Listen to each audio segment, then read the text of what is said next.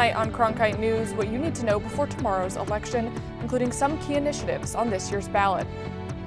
Plus, an update from President Trump on funding for SNAP programs as we enter the 5th week of the government shutdown. And how backup quarterback Jeff Sims and Sun Devil football fared on the road against the Iowa State Cyclones.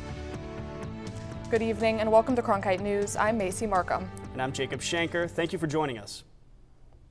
There is 1 day left for voters in Maricopa County to sound off on whether they will increase taxes to pay for a new mental health hospital and support funding for local schools. Cronkite News reporter Edward Neiman takes a closer look at the key issues on tomorrow's ballot. 21 school districts across Maricopa County are asking for bonds and overrides in this year's election. Both bonds and overrides fund schools through property taxes, and districts say that the money will pay for things like construction, teacher pay, technology, and buses. In the West Valley, the Buckeye School District is asking for $163 million for construction in technology. On the east side, the Chandler School District is asking voters to approve $271.5 million in bonds and overrides. In nearby Kyrene School District is asking for $15 million, already getting lots of attention as the district plans to close several schools. Head of the Arizona Education Association says that these funds are essential. We need just about anything we can, but right now we are seeing massive structural issues with our schools.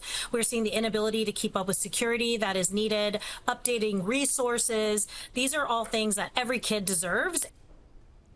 Still, all of these requests are facing opposition. Some voters shared concerns about approving the new taxes or agreeing to continue funding at current levels. We'll find out what voters choose tomorrow. By the way, this is a mail-in only election, meaning anyone who still has a ballot to turn in should deliver it to specific voter drop boxes. Voters have until 7 p.m. on Tuesday. In the newsroom, Edward Neiman, Cronkite News. And when looking to the future, more specifically a year from now, we have the nationwide midterm elections. And according to a new CNN poll, the Democratic Party could have an advantage.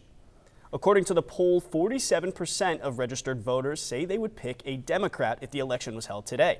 That's a 5-point advantage over those who would vote for a Republican. The poll comes as President Trump's disapproval rating is at 63%.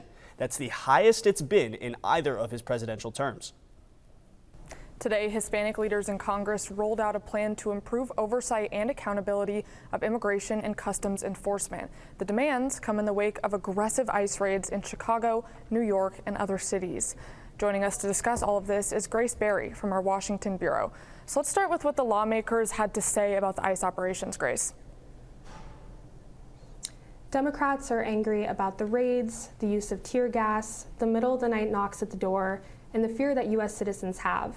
They're also furious that the Trump administration is not allowing members of Congress to enter and visit detention facilities, and this is something that's highly unusual. On today's press call, the chair of the Congressional Hispanic Caucus, Adriano Espaillat, he noted that lawful U.S. residents are living in our country in fear. He encouraged local measures like Know Your Rights campaigns, and he also encouraged schools to have soft lockdown protocols if ICE agents are nearby their campuses. He also said that schools should offer virtual learning opportunities for students who are especially fearful of ICE.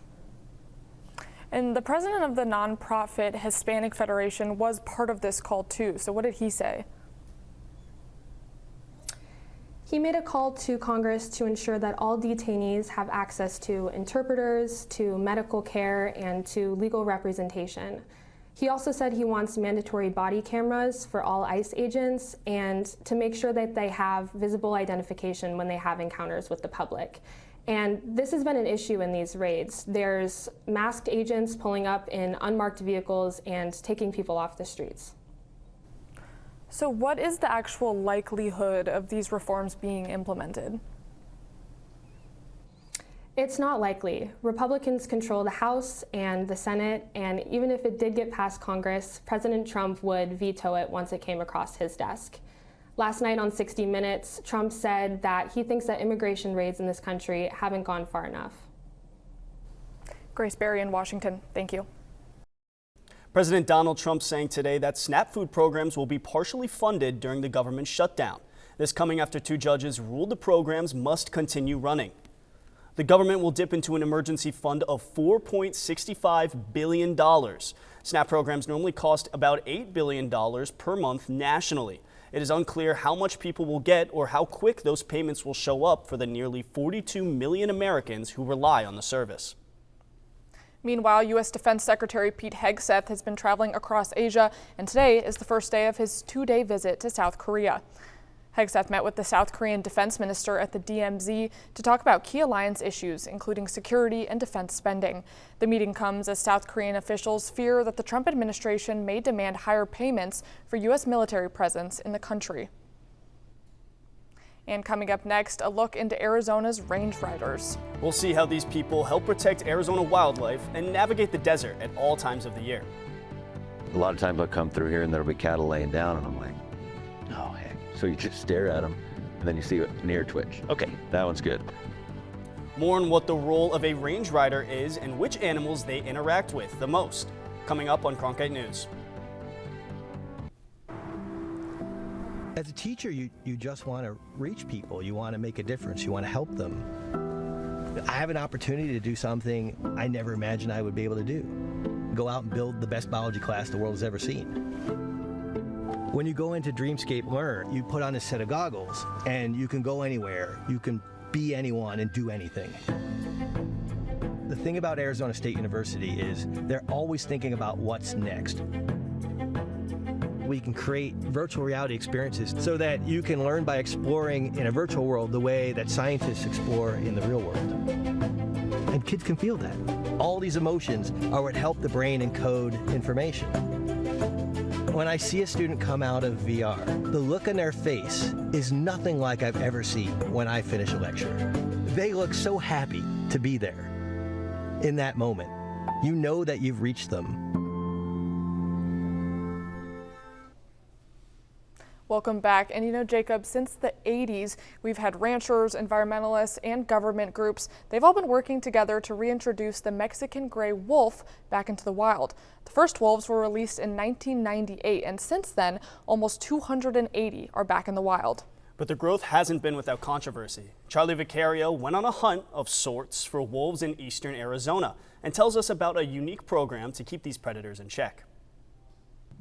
The high desert of Arizona is a pretty good place to roam, both for domestic animals and some who walk more on the wild side. In fact, after years of struggling on the endangered species list, conservation work helped pull the wolves back from extinction. We have an increase in population every single year.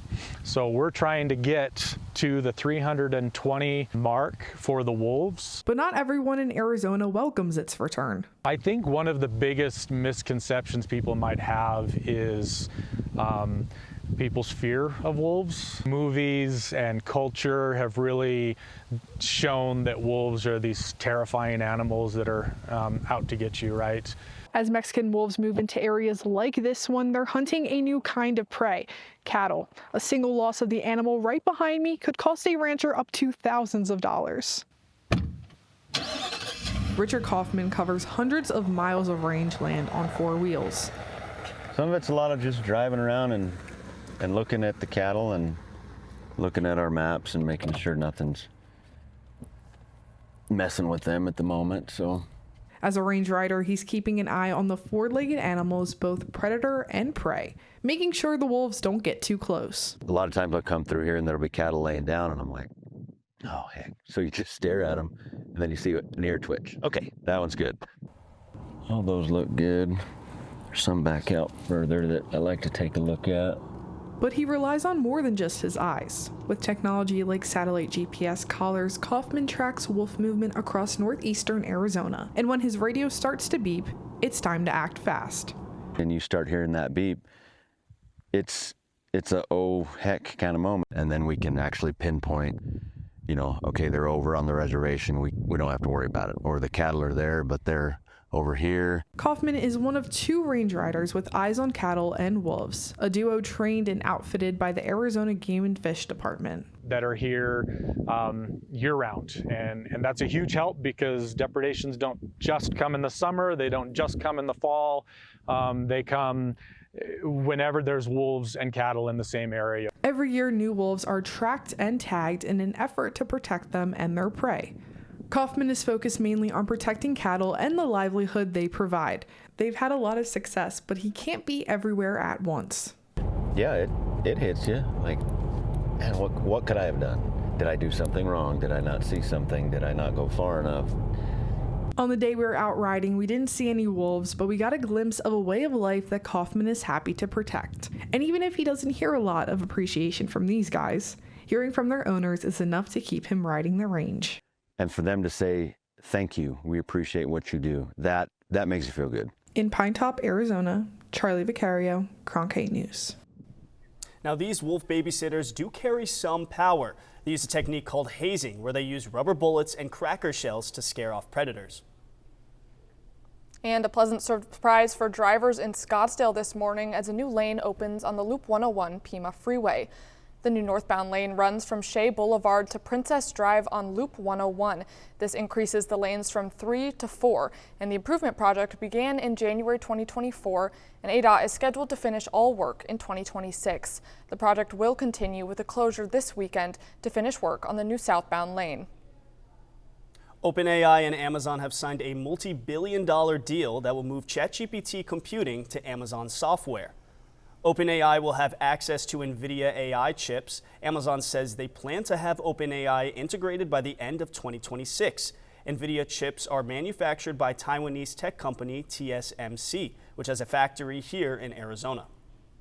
And we're officially in November, and I know I'm hoping for temperatures to drop, but as we actually inch closer to winter, let's find out if they will. Well, to tell us if some colder weather is on the horizon, Kayla McDonald joins us now from the Cronkite Weather Center with our forecast. Unfortunately, it looks like temperatures are going to be staying around the same realm in those 80s, but the cloud cover today did help us stay a little bit cooler. But clouds, they help cool us down during the day, but they make us warmer at night because they trap that heat. And that's why our evening temperatures are still going to be in the 80s, even around 10 o'clock, 73 degrees. But early morning lows, cold up north, below freezing. We got 23 at the Grand Canyon, 29 in Flagstaff, 24 in Window Rock, chilly. And then for the valley, we have 62 in Phoenix, 54 in Casa Grande, 58 in Gila Bend. Now, those temperatures are nicer for the morning, but the afternoons in the valley still warm. We got 89 in Phoenix, 93 in Gila Bend, 88 in Casa Grande. Up north, it's much nicer where we got 64 in Flagstaff, 68 at the Grand Canyon, 68 in Window Rock. Now for the month of October, we saw some interesting weather where those high temperatures, we had 3 days where we had 102 degrees. And then for those lows, we had 2 days where we had 61 degrees, the coldest that we got. And then for the rainfall, that is well above normal. Our normal is 56/100 of an inch, and we got 3.26 inches. That is a lot of rain. For tomorrow, we have that all mail-in election on Tuesday with that high of 88, a low of 61 that night. And then going into the rest of the work week, consistent temperatures in the upper 80s. But going into the next week, we got some cloud cover on Monday and Tuesday to help cool us off. From the Cronkite Weather Center, I'm Kayla McDonald. Thanks, Kayla. And coming up next, ASU women's basketball head coach Molly Miller talks with Cronkite News reporter Keon Russell. What her vision for the team is as they are set for the first game of their season tonight. I just like to have fun. You know, it's like work hard, play hard. More from our one-on-one with Molly Miller ahead of her debut tonight, coming up on Cronkite News.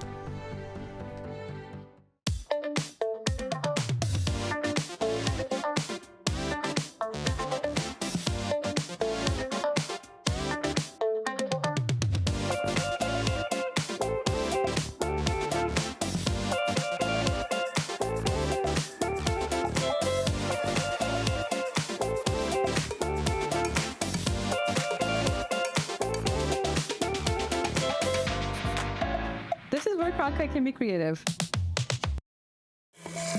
When I was younger, there were no engineers around me. So I had to become my own role model.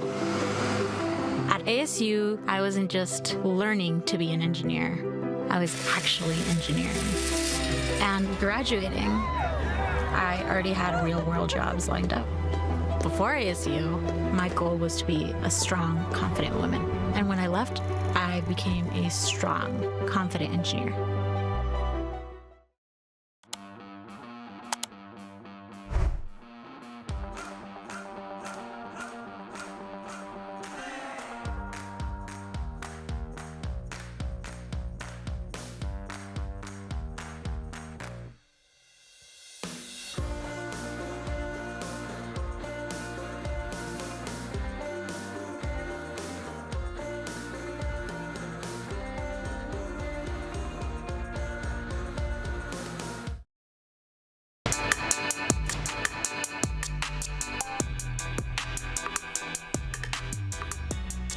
Welcome to the Cronkite Sports Report. I'm Nate Mills. We start tonight with the Arizona Cardinals, who will face the Dallas Cowboys fresh off their bye. And while many thought Kyler Murray would be back under center, the Cards have different plans for their star quarterback. He's been pushing, we've been pushing. He is getting better. He's had some more work this last week. But he's, like I said, he's just not ready to go yet. But as far as, obviously that position's a little bit different because you got to, have a plan ready. That's why I'm just saying, Jacoby's starting. But if he can have a role, he can have a role. But you take it one day at a time. The Cardinals have yet to win with Jacoby Brissett under center. He's put up some good numbers in his two starts this season. He completed 65% of his passes for almost 600 yards. Brissett has also taken care of the football so far with only one interception to his 4 touchdown throws. Brissett will also look to carry this good play into Dallas tonight against a defense that is ranked next to last in both total and passing defense. And one of the bigger surprises of the weekend, Sun Devil football traveled to Iowa State and upset the Cyclones with backup quarterback Jeff Sims getting the start. After Sam Leavitt was ruled out for this season, the Sun Devils turned to backup Jeff Sims to lead the offense on a cold and rainy day. And Sims responded with his best game as a Sun Devil to defeat the Cyclones. Sims tallied 228 rushing yards and 2 touchdowns while also throwing for another score. The defense stepped up too, giving up just 3 points in the second half, ending in a 24-19 win for the Sun Devils.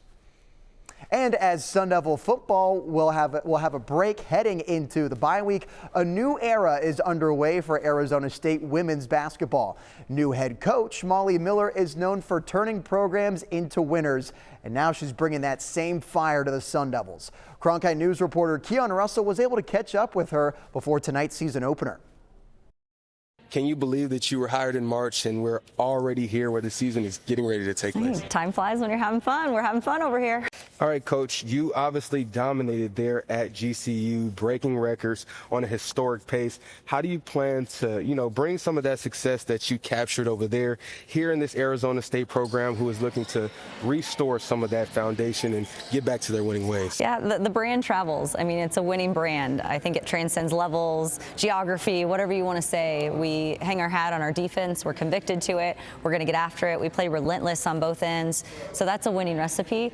Coach, how will your experience there at GCU prepare you for this tough Big 12 conference? It was a struggle for the Sun Devils, of course, last year. But as I said before, you're here to hopefully trend this program in the right direction. Yeah, what's unique is I got to play 3 Big 12 opponents last year. So I've kind of gotten an early look unknowingly of my future opponents and what the conference looks like, and I think that was really helpful for me. All right, Coach, I happened to see a video on social media. I have to say it. I don't know if when we preface that, I don't even know. The Big 12 media day, you were in there hitting the TikTok dances and things like that. So can we expect this version of Molly Miller to see this version during the season? I just like to have fun. It's like work hard, play hard. If they want me to hit a TikTok every once in a while, I'll appease them. And actually, it's kind of fun for me too.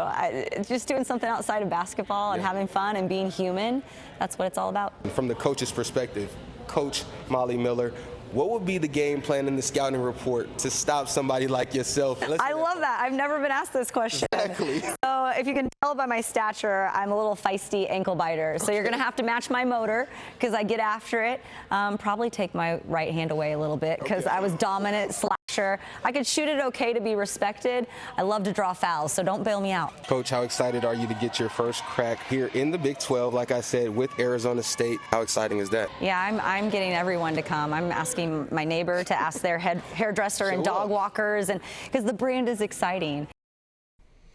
As ASU opens tonight against Coppin State right here in Tempe. Other games of note, both GCU men's and women's teams will tip off tonight, with the men at home and the women on the road against number 2 ranked South Carolina. And Arizona men tip off tonight in Las Vegas against the reigning national champion Florida Gators. And from college hoops to the pros, the Phoenix Suns are finally trending in the right direction after starting the season 1-4. They've rattled off 2 wins in a row, but in facing the Warriors tomorrow night on the road, Head coach Jordan Ott says Golden State is difficult to defend. You know, when you have such a mover, like a guy that never gets tired, a guy that can shoot it from half court, it really stretches your defense. It'll be a test because it's not a half court set after set after set. There's a lot of randomness to it, you know, that is scripted. You know, I think that's where they catch you. It looks random to the outside, but they definitely know what they're doing. All right, here we go. Now we bring you another edition of Weekend Wows, where we look at some moments that made us go wow this weekend. We start with a record-breaking performance. Sun Devil quarterback Jeff Sims rushed for 228 yards, including this 88-yard touchdown run. This output set the record for most single rushing yards in a game by an ASU quarterback and also earned Sims 2 different Player of the Week awards. Wow. What a game that was. And from the gridiron to the diamond, the World Series ended in dramatic fashion as the Dodgers secured back-to-back championships. That's the first time someone's won back-to-back in 25 years. The Dodgers needed both a game-tying home run from Miguel Rojas in the 9th and a go-ahead home run right here from Will Smith in the 11th to secure Game 7 and the series. Wow, that's all you can really say about the Dodgers. And it wasn't just the bats that led to the win, as the Dodgers used stellar defensive plays and pitching in late innings for the comeback. First, in the bottom of the 9th, second baseman Miguel Rojas made an incredible play at home plate, and then it was Andy Pajes, who entered just a few moments ago, made this a great catch to end the inning. And finally, it was Yoshinobu Yamamoto coming in to pitch the last 2 2/3 innings, shutting out the Blue Jays offense on his way to MVP honors. More on Yamamoto. That's after throwing 96 pitches the night before. Yamamoto also became the first pitcher to win 6 in 7 games since Randy Johnson did it for the D-backs in 2001. That's it for tonight's edition of Weekend Wows and the Cronkite Sports Report. I'm Nate Mills. Now let's send it back to Macy and Jacob at the desk. Thanks, Nate. And looking forward to Thanksgiving, what changes does Macy's have in store for this Thanksgiving Day parade? That's right, and we'll have a sneak peek at some of the changes expected to debut on the holiday, including the brand new balloons we'll be seeing along the parade route this year.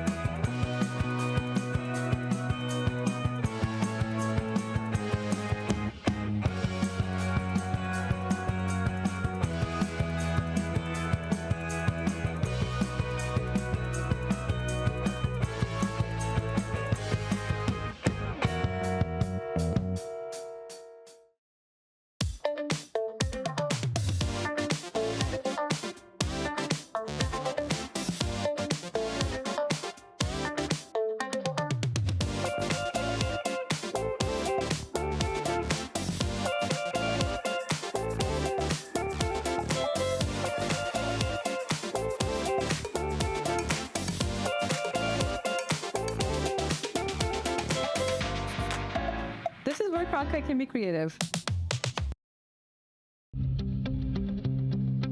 You meet so many new people who are on different communities, and when you do that, you're able to network not only, but also get to engage, talk to people, and make life friends. I think that definitely surprised me, the community that I would find, because I wasn't really expecting it.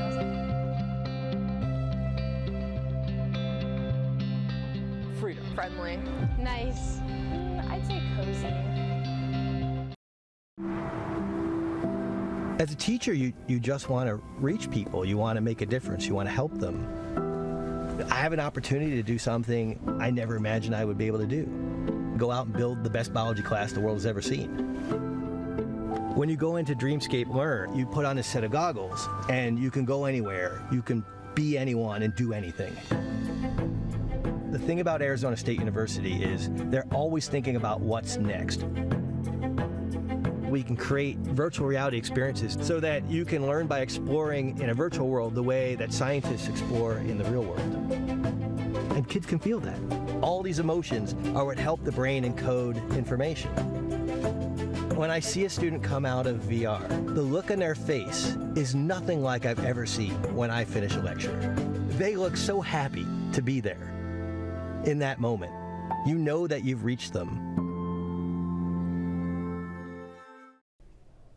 Welcome back from the break. You know, it's hard to believe, but Thanksgiving is just weeks away, and so is the Macy's Thanksgiving Day Parade.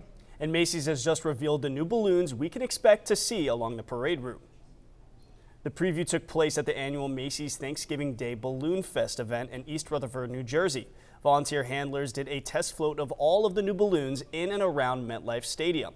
Some of the new characters' balloons include Buzz Lightyear, Pac-Man, Mario, and Shrek. That's it for tonight's edition of Cronkite News. I'm Macy Markham. And I'm Jacob Shanker. Thank you for joining us.